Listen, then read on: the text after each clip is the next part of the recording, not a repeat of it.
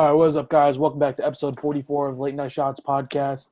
Today we are here with number 10 ranked wrestler in the country at 165 pounds for the University of Minnesota, Andrew Sparks. Hey, what's up? How you guys doing? We're doing good. How are you doing? I'm great. Today's an off day, so I just able to, sleep in, rest, recover, get a haircut, get a little workout. So, I'm doing good. Yeah. So I think let's just get right into it. So most people know you from you've been coming on the scene recently with a big win over Nebraska, but let's fast forward, flashback, go back even before that, to your state finals. You pulled one of the biggest upsets of, I think, that year in any state. You upset Kyle Valencia in the finals as the 2 seed, 7-1. How do you think that transition, mentally into college? Um, it definitely gave me a lot more confidence, after beating Valencia. He's a pretty big name, and it really helped me just to believe, like, man, I really am, the best in the country in high school. And just to look back on how far I've come and just how much I've improved, even just a week later from wrestling him at Masters, it really gave me a lot of confidence going forward, and just having faith in how far I can go, and how much better I can get in college. So Yeah. I think it's helped me a lot in my transition to college and my development. Yeah, that's awesome. So, Derek will start us off talking a little bit about your beginning of your career, and I'll pick up around, I think, junior senior year, going into your huge wins there. What kind of caused you to pick Minnesota when you signed, and the wins you've been having recently? Yeah. So if you guys don't know, I started wrestling freshman year. So this is my fifth year wrestling, which is kind of crazy. And I had no colleges interested in me. Going into my senior year, I had one college at the beginning of the year of my senior year, which was Cal State Bakersfield. They were the only college that really reached out to me, was interested in me. So I was pretty under the radar, and I didn't do a whole lot in my junior year. Um, so there wasn't a whole lot of evidence to show that I was, um, D1 level material.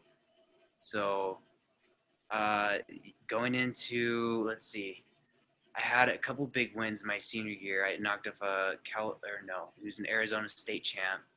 I forget his name. And then I had another big win, knocked off the number 2 guy in the state. I knocked off later in the year. I got some big wins with some ranked guys in the country. That was at Doc B, and that's when I really got noticed by a lot of colleges. And I kind of put myself out there. I got to kind of put myself on the map, and people started realizing, he's the real deal now, and I'm a good choice for Yeah. colleges up to 65. So obviously for you, I know, especially obviously where you're at right now, I'm sure you probably couldn't have even imagined, walking into that wrestling room as a freshman, being like, you know what, I'm going to be a Division I starter as a freshman in college. When I ended up, finishing high school. So what was that freshman year like for you? Obviously coming into the sport of wrestling late, especially in a state like California, which has only been improving their wrestling, in these last couple of years. So I'm sure that was probably a tough couple of months for you. Yeah, well, I was freshman year. I was tiny too. I wrestled at 106, so I was this tiny little scrawny dude. And, I'm still super competitive, but I just wouldn't accept losing. I would get beat up in the room all the time, and I hated it so much, and I'd obsess about it. So I guess a lot of it was just me just being stubborn and not accepting, not being good, I guess. And so that helped me a lot, because I lost a lot freshman year. So, but every time I lost, it gave me more motivation to keep going and getting better. Whereas maybe other people, it might discourage them. but it was kind of the opposite for me. Whenever I lose, I get more fired up and more motivated to work harder and do better. So. Yeah. So And I definitely think, that's – oh, go ahead, go. No, all right. So I put a poll on my Instagram story. I said we were doing this podcast today. Dropped some questions for you. So I think two of them you already answered. The first one was, how'd you deal with your losses? Which you just said, go to improve off them. Can't let it drag you down. That's kind of just building you up mentally for big success, which you obviously had. And then the other one was, how'd you improve so quickly, which kind of ties into the first one. So Yeah, definitely the huge thing for me was freshman year.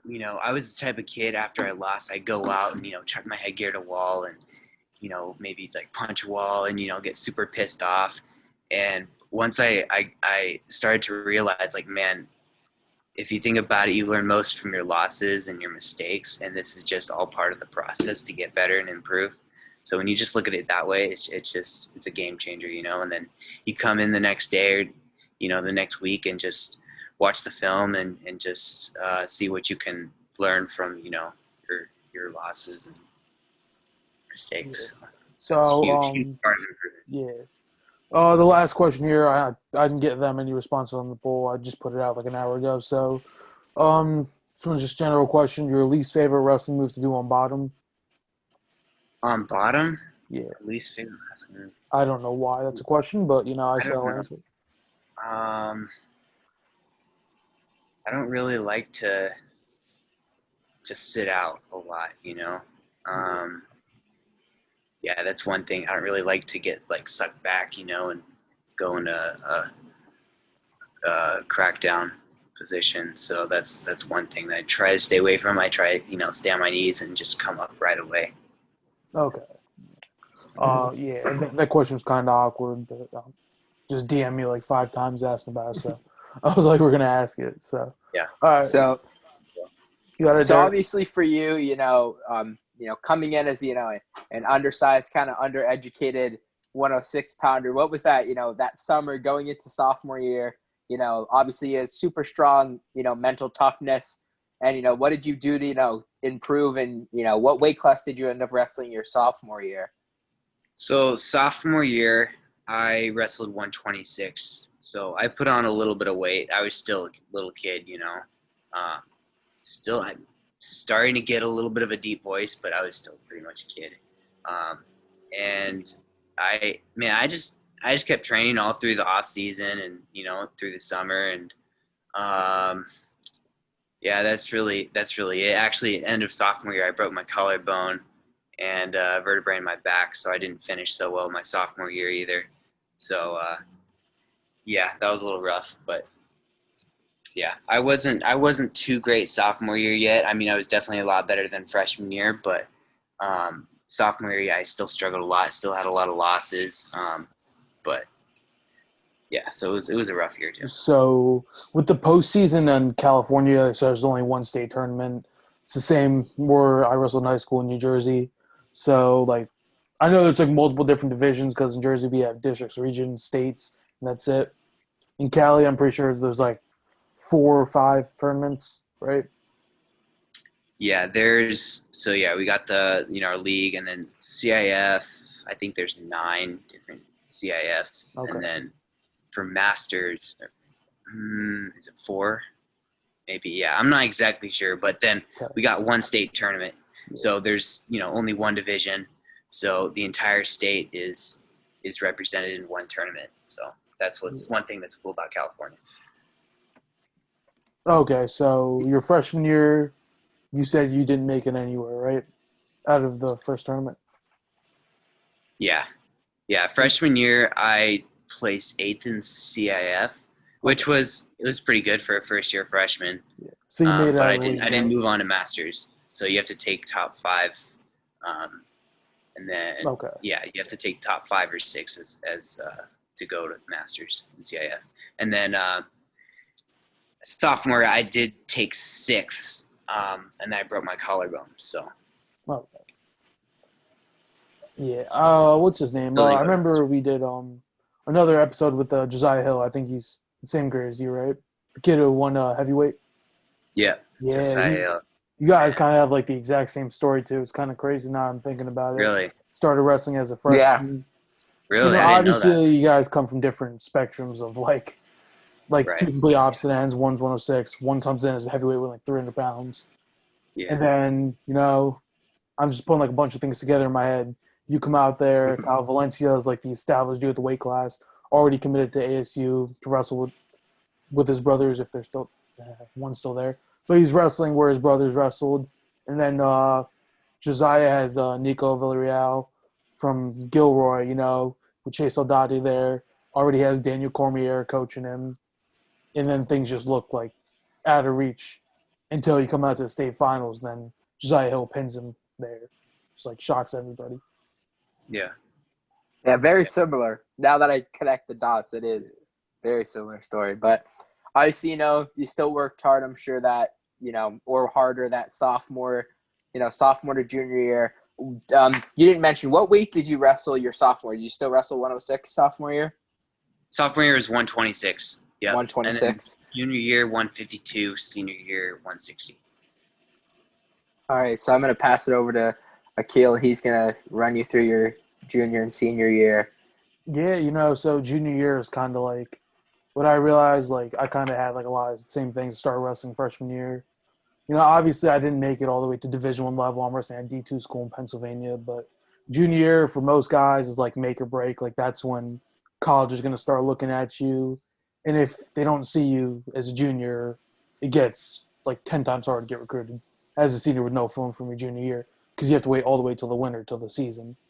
Like you're probably are you thinking about this at this point, like getting recruited? Yeah. Yeah. Junior year. Yeah. I had big hopes to, win state that year. That was my goal and get noticed by some big colleges. So yeah, junior year it was a big disappointment for me too. I was starting to get some big wins. You know, I was right there with some of the top guys in the state, and Masters at CIF I did well. I won CIF finally. And then Masters, I went in, didn't wrestle too well, took fifth at Masters. And then going into state, it was first match, pigtails. I go out and I don't know, I just got in my own head. Maybe it was the big crowd, and first time going out there, I was just nervous and I didn't wrestle myself. And I ended up losing. And then I injured my ribs. And then next match I came back and I tore a ligament actually in my thumb. It's still not repaired, but It's all right now. But so it was a rough start for me, and I came back, battled, and I won a few matches, and then I lost my next match. So I ended up going 3-2 at state.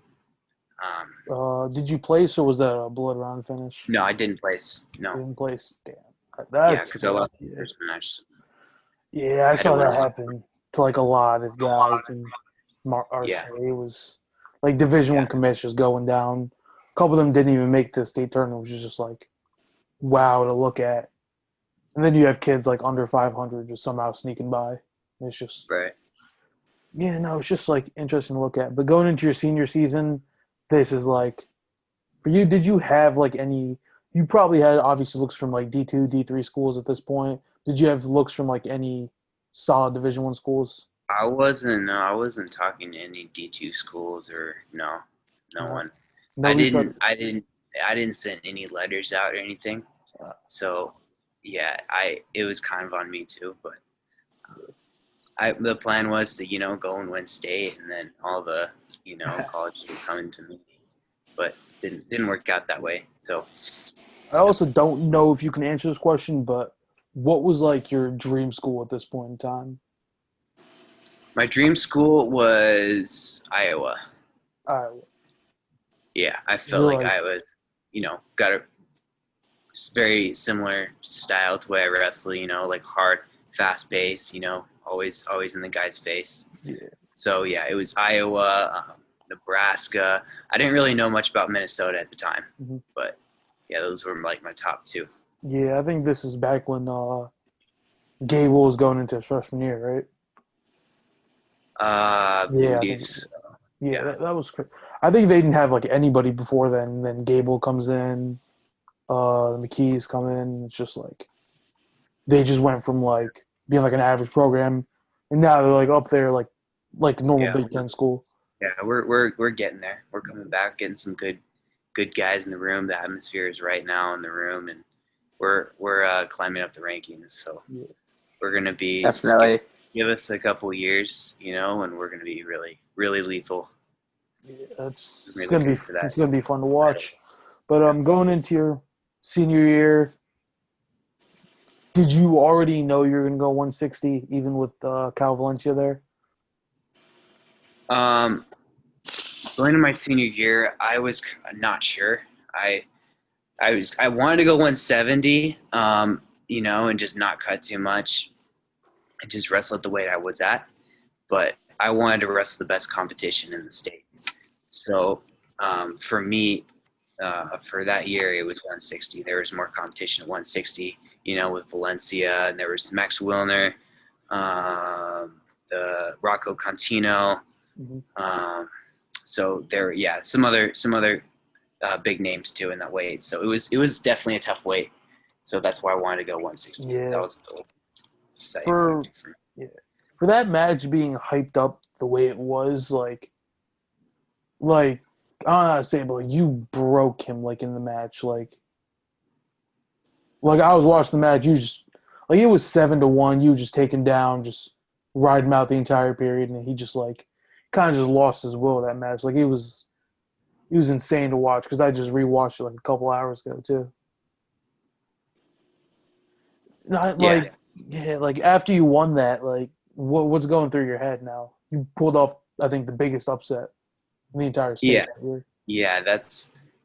I mean, it was crazy for me, especially because I lost to him like 3 times before. I knew I was right there. I knew I had in me to beat him, and I just needed to kind of maybe have a different game plan and just not worry about too much what he does and just open up, wrestle how I do in the room, wrestle confident.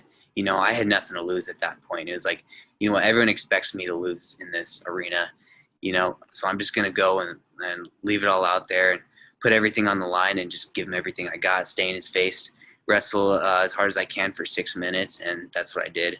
And so I definitely had a little bit of a different game plan and mindset going into that match versus the few times before. So that was definitely like the deciding factor of, that was a big game changer for me and why I was able to just dominate like I did. So yeah, mindset is huge. Yeah, I usually like to ask this question to, all of our guys that come on because obviously pretty much everyone we've had on has been a state champ. What was it like for you returning back to school after, you finally made your dreams come true that I'm sure your friends and, your other peers and your teachers all knew that you were working so hard for? What was that moment like, walking back into the school? Like, I did what I had my mind set on. I am now, the state champ. After winning state, yeah. I remember at the day back, like every class I walked into, everyone would clap me. And, when I walked in, everyone would give me a little like ovation. So yeah, it was definitely cool. And I'm from a small school. We have a little school, so everyone, about everyone in the school. So yeah, everyone was pretty proud of me and excited. So yeah, it was definitely a really really cool experience. So before leading up to the state finals match, like before states, did you have like any Division One schools talking to you at this point, or did they all come after that Or win? state, yeah, I did. There were a good amount after Doc B. That's when I, like I said, Doc B. When I took third, I lost to Valencia 5-6 there, but I came back and took third. So that was where I got some good college. I had Rutgers. The ones I was looking at, yeah, it was Rutgers, Iowa State. Let's see, Oregon State, North Dakota State. Those were the main ones I was looking at. So a couple and of then- solid schools there. Yeah. And after state, it was just crazy. So, basically, it felt like every college was contacting me. My phone blew up right after the match, and that's when Minnesota Egham was there. our head coach Egum, he was there. He watched me wrestle. He didn't really know much about me. He was there for, I think, like Saldate and Yeah. Vasquez. Then he saw me wrestle and he's like, we got to get this guy. So Did yeah, so did Jesse that Vasquez commit to Arizona State, right? ASU. ASU. Okay. And then Chase went to Michigan State, obviously. Yep. All right. Yeah, you see Cali guys, like, they don't get recruited as much, too, which is, like, just different. Yeah, there's a lot of talent in California because there's so many wrestlers. But the thing is, like, there's only one division, and it's hard to get noticed, I guess. Yeah, because just so many wrestlers, and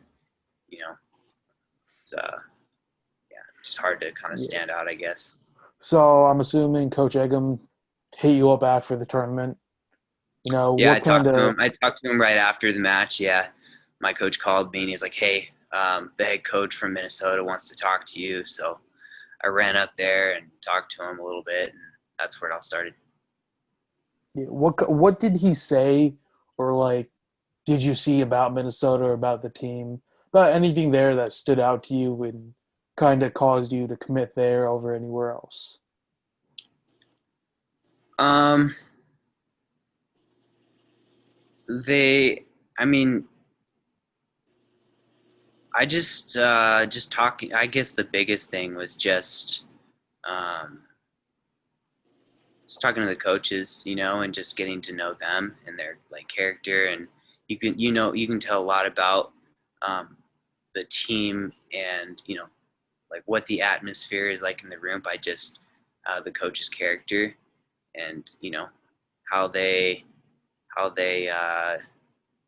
hold themselves and the way they talk. So I wasn't able to go on any recruiting trips.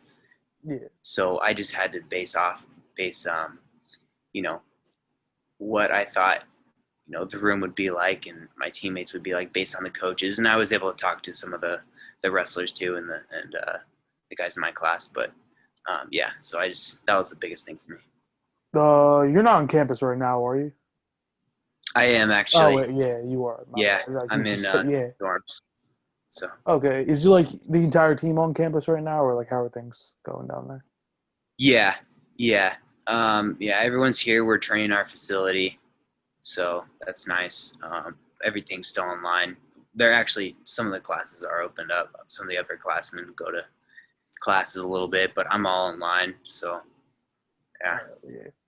So I think coming onto the Division I level, people knew about you back in California, but nobody really knew about you here until you got a big win over Nebraska. That's what kind of put you in everybody's vision. Like, what kind of went into that? Yeah, that was huge for me. Especially. I'm gonna be honest. Like I was struggling a little bit in the room. Just trying to transition to college, and I was, just things weren't going so well for me in the room. I was trying to get like a rhythm down, and I was struggling a little bit. So that was a huge win for me, just being able to go out there and prove to not everyone else, but most importantly myself that I'm right there and I can beat some of the best guys in the country, and I have it in me to do that, even as a true freshman. So that was a huge win for me. I actually didn't even know that like Peyton Robb was ranked that high coming to the season, and then people were like, because I've seen about you coming in from California, because I've talked to a good amount of Cali guys, and then I hear you upset Peyton Robb, right? And I'm kind of like, okay, and then I kind of look at, and then everybody starts posting about it. I'm like, oh, yeah. Just after looking at that, it blew up. That was Yeah. a big win. Yeah, he's a good wrestler. He's beaten some All-Americans. Dude, he almost beat. Last year he beat Caleb Young. He was ranked 7th in the nation. Yeah, he had a good showing against Marinelli in that thing. In the Nebraska versus Iowa. I mean, they got whooped as a team, but So I think Yep. Yeah, so we'll do sort of like a Rockfin type thing now. After matches, Willie will ask like, if you could pick one guy in the country who you want to wrestle at 165, who would it be? Probably Alex Marinelli, and I'm going to get my chance this week. All right. So yeah, either him or Mekhi Lewis. Those are the two Alright. top guys at Dude, if 65. what's it called? If you win this match, I'm telling you, you're gonna go viral because of this club now. Yeah, Put the whole Yeah. timestamp on it and that's everything. the plan. That's what I'm training for. So we'll see how it goes. Hey, you Not gotta believe in quite yourself. sure if I'm That's going to the wrestle first in that step. match yet, but there is a chance Bailey O'Reilly could wrestle at 65 against Marinelli, but I'm not sure yet. So we'll see what happens. Would you But still be wrestling if okay. that happened, or I would still wrestle. Yeah, I would still wrestle someone else. a 74? I would still get a match at 65. Yeah, Or, one of their extra guys. But yeah, we'll see what happens. you just gotta knock off Kemmerer then. You know, Yeah, no I'll problem. be honest. I don't like Iowa. I've said it before. It's whatever. But I Yeah. just can't be too open about that. I don't think anybody likes them. Let's be honest, though, except if you're from Iowa, or, you know. That's a big duel though. There's a lot of big matches there for, obviously a big match at heavyweight there. Cassiope Stevenson. Dude, He's still I gonna get don't his ass know. kicked. Dude, like I know Yeah, I'm the one to be there's not a doubt that he loses that No one- match. I mean, he's done it time and time again. He's beaten Cassiope. I think Gable's like 10-1 against Cassiope or something like that, record wise. Yeah. I think Yeah, I mean- Cassiope beat him when Gable bumped like from 220 by like criteria. Yeah, in high school. Yeah, it was in I high mean, school. they were both like 1 and 2 in the country at that point. Yeah, Gable's looking crazy good this year, and I don't think anyone's gonna even come close to beating them this year. There's something with the face, you know. Honestly, like I think Gable's a favorite. Yeah, I think he's probably gonna win, but you obviously know about the whole Gable versus Kirk Fleet high school matchup. Have you ever seen that? No, No, do you have to watch that? I haven't. Gable Stevenson versus Greg Kirkfleet, I think, was voted the best high school match of 2018. Where's Kirkley wrestling at? Penn State. This was when they were in high school. So. Oh, it was a Penn State guy. Okay, yeah, I've heard about that match. I haven't seen it, but I've just heard about it. Yeah, he is. Once Penn State starts wrestling duels, I think that's gonna, really be, if he really truly shows up and is what, if he shows up and is the hype really, is the hype really real behind him, or is he gonna show up and kind of take some tough losses? But I'm not gonna say anything. We got a Minnesota guy on tonight. I'm not gonna voice too much about who I think's gonna win heavyweight this year. But Gable's obviously a 1 or 2. He's a finalist. There's no doubt anybody could put him not in the finals for this year. I mean, obviously he looks like he's been working his tail off every single day, and I'm sure you could contest to that he's really truly been putting in the work. Yeah, I think the last time this match was wrestled, Gable won 3-2. Yeah, 3-2. He beat Kirk 3-2. Like, no matter who wins, I want to see this match. I think it's gonna be a good match. Everybody else does also. But sure. at the end of the day, I don't need Kirk to beat Gable Stevenson. I just need him to pin Cassiope. Yeah, that's it. Yeah, like that. That's all I need to win the duel. Because let's be honest, did you see the Penn State versus Iowa duel last season? I did. If Anthony Casar goes into heavyweight, Penn State wins. I can Anthony say that much. Casar, yeah. Instead of Seth Miller. But I don't know. But dude, Neville's just didn't perform to what I expected him to last year. I mean, that's just my opinion. I just don't think he truly was as good as everybody said he was. And I think, if you do see Kirk come out and start for these next couple of seasons, do we see a transfer, just to get him out of there if he wants to obviously wrestle? Will we see Neville's, leave Penn State? Because, I mean, I just don't think he was as good as everybody hyped him up to be, in my opinion. Yeah. I can't really say much because I haven't really seen him wrestle much. Yeah, let's also be honest. Like, you see that happen with a lot of guys as freshmen. You know what I'm saying? Yeah. Oh, yeah. Like, a lot of guys will go in there with high hopes, kind of tank at NCAAs. Like, the only difference with Gable is he did it at a much higher level and just regressed slightly. Yeah. You know what I'm saying? Like, fall into Anthony Cassar's like, okay, nobody's really going to bat an eye at it, but he still was the favorite. You know, you can put in guys like Seth Neville's Tank and Tony Cassioppi. It's pretty much the same thing, just different scales there. But let's bring this back to you. My bad, we're getting a little bit off topic there. So you know, you're on like a stacked team. Yeah. You got the McKee brothers. You got Brayton Lee there. Yourself, who now is in All-American contention right there. Oh, 100%, yeah. And then you got the man, Gable Stevenson, you know, the face of Minnesota wrestling at this point. And then, you know, like, what do you see, like, in the team's future this year? So, I mean, we had a good duel this last week. We didn't wrestle. You know, we had some bad matches against Nebraska, so I don't think that was a good representation of how we're going to do this year. I think we have a lot of potential, you know, this year. I mean, you look at Patrick McKee, he just knocked off the number 2 guy in the country the other day. Rayvon Foley, that was huge. Yeah, so yeah, at every weight, you know, and Brayton Lee, I think he's got a really good chance of winning the title this year. And you know, I'm getting better every single week. You know, I still got a lot to work on. You know, I'm just a freshman, and I'm you know, still a little new to the sport. So I'm definitely, you know, there's still a lot for me to get better at. So you know, I'm working for that national title. So we got at every weight, every guy can, you know, has a chance to All-American. Push for the podium. Yeah.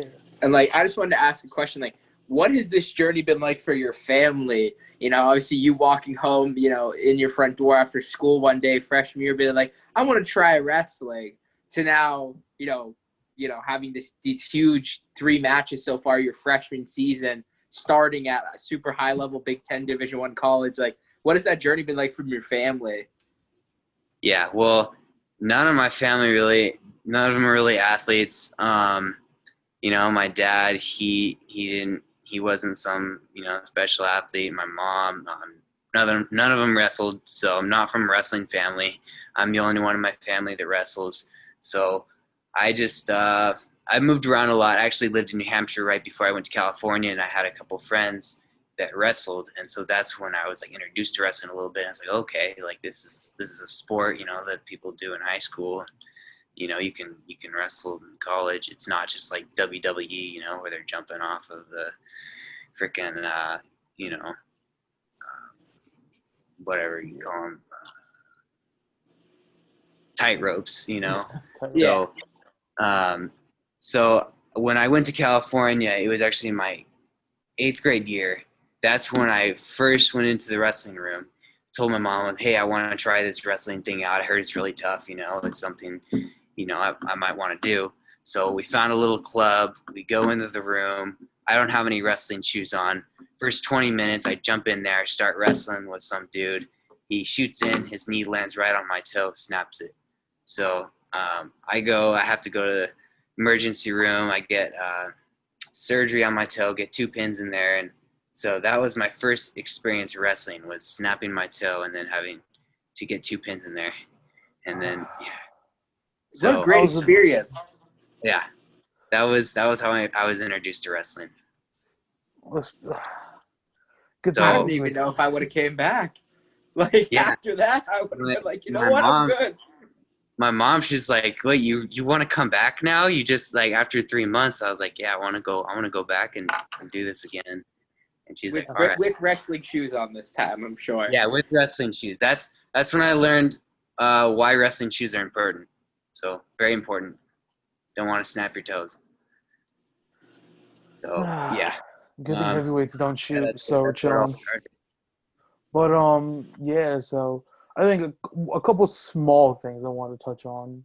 So I think the biggest story at 165 in the Big Ten is obviously Wisconsin's Evan Wick not wrestling this season. And I'm assuming you know about that. How did that really affect you? So I'm assuming it does. Wisconsin's heavyweight? No, Evan Wick at 165. Oh, Evan Wick. Yeah. Yeah. I mean, it's whatever for me. I mean, there's plenty of other top guys in the country, that I have to beat. So, it doesn't make much of a difference for me. And, this year it's all about just, this is basically year zero for me. This is just like a free year.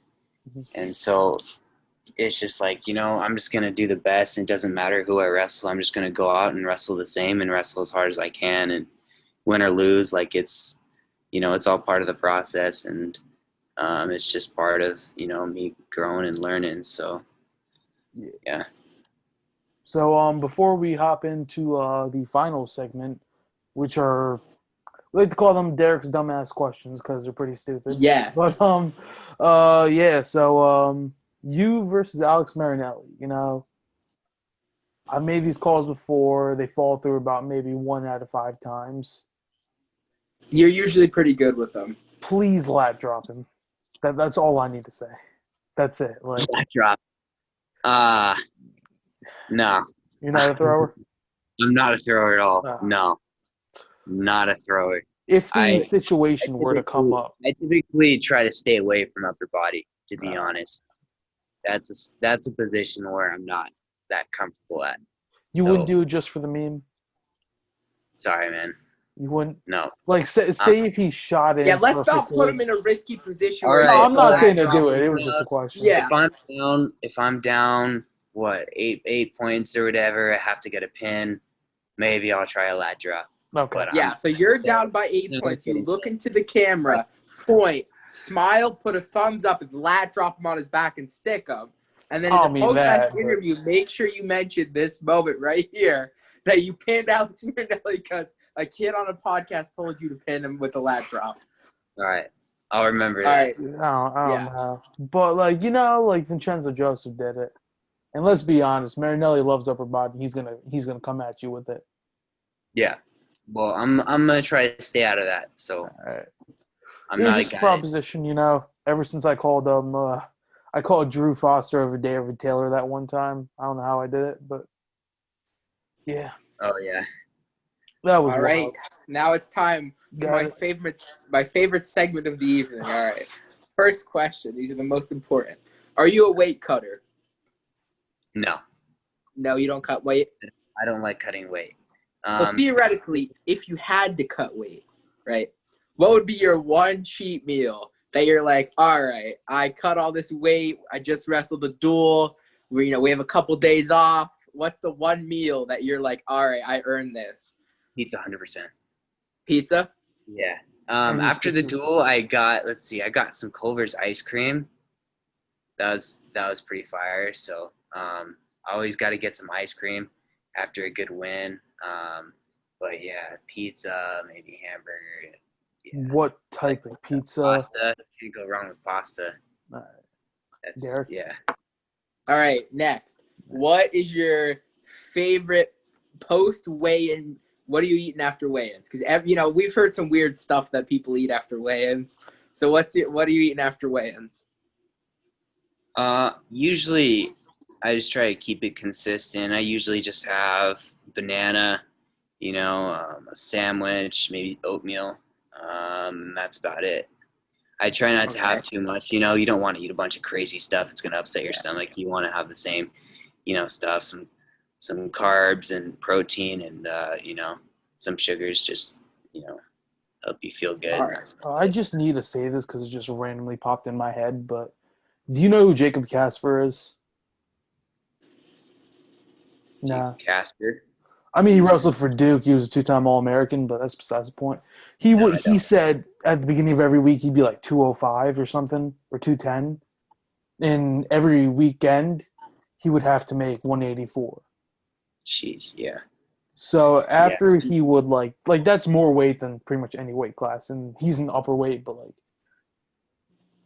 after they made like a special drink for him, which was like honey syrup and like a bunch of other just like stuff packed in, and he would have to it'd be like an applesauce consistency, and he would have to drink like 2 bottles of it after weigh-ins every time. Because he literally would be he'd be half dead, like stumbling on the scale to weigh in, and then be able to wrestle like 2 hours later. And it was like this stuff because like I guess his body couldn't handle like liquids. It was that bad. He was that drained by the end of the week. I'm not a fan. Yeah, that is not. No. That is just that. I feel like that is like there's a healthy amount of weight to cut, where you can still feel good and wrestle at your best, and then there's just a point where it's too much. So for me, I started. I mean, when I came in earlier, actually I got COVID about a couple months ago, and then after I came back, I was weighing about 185, 83. And so, I made my way down to 65. I was originally just planning on going 174 this year. I was like, I'll just, there's no point. I don't really feel like cutting. I just want to just focus on getting better and having fun this year and just, just focusing on wrestling and not my weight. And then when coach talked to me, he's like, hey, we want you down to 65 and, there's a good chance you'll start and do well. And so I was like, all right, team needs me more at 65. I'll go down 65 and, get a chance to compete. Like I'm not going to turn that down. So that was a decision. Good decision I made. All right. And we're going to let you go after this one to end the night. If you could pick 3 of your Minnesota teammates to have with you in a zombie apocalypse, which 3 and why? Zombie apocalypse. Yeah, you can pick 3 of your teammates and the reason behind each one. Or 4, 3 or 4. And you can pick one former Minnesota wrestler. Let's put a spin on this. Because I think I know who it is, but, That's a good question. Definitely big man Gable. Right. Solid. I got, let's see. You said 4. My buddy Isaiah Salazar. Okay. Let's see, who else?